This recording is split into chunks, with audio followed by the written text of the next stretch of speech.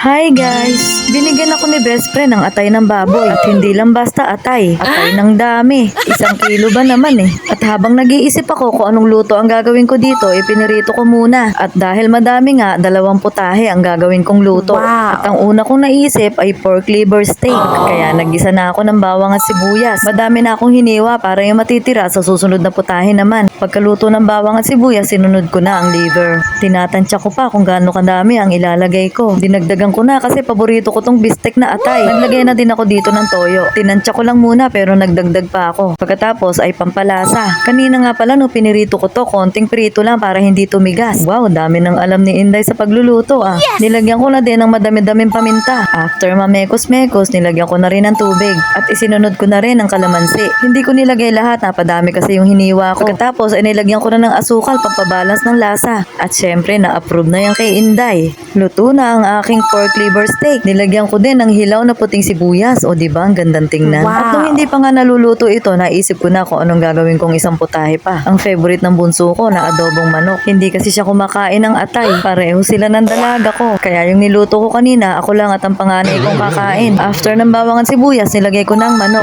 1/4 na manok lang ang binili ko kasi meron naman tong atay. At syempre, ako lang din ang kakain ng atay dito sa adobo. Nilagyan ko to ng patis para lalong masarap. Pagkatapos, nilagay ko na ang atay. Mekos-mekos lang ulit tayo para masangkot siya mabuti. Naglagay na rin ako ng pampalasa. At syempre, tubig. Sinunod ko na din ang paminta. Kalimutan ko palang i-video ang paglagay ng toyo. At naglagay rin ako ng oyster sauce. At pati na din laurel. At nang malambot na yung manok, naglagay na ako ng suka. At syempre, wag niyo munang hahaluin para maluto yung suka. Templado na. Meron na kaming ulam ng pang 2 araw. Pag kasi hindi naubos tong adobo, pwede pang ipirito. O paano guys, sa susunod na lang ulit ha. See you on my next mini vlog. Bye!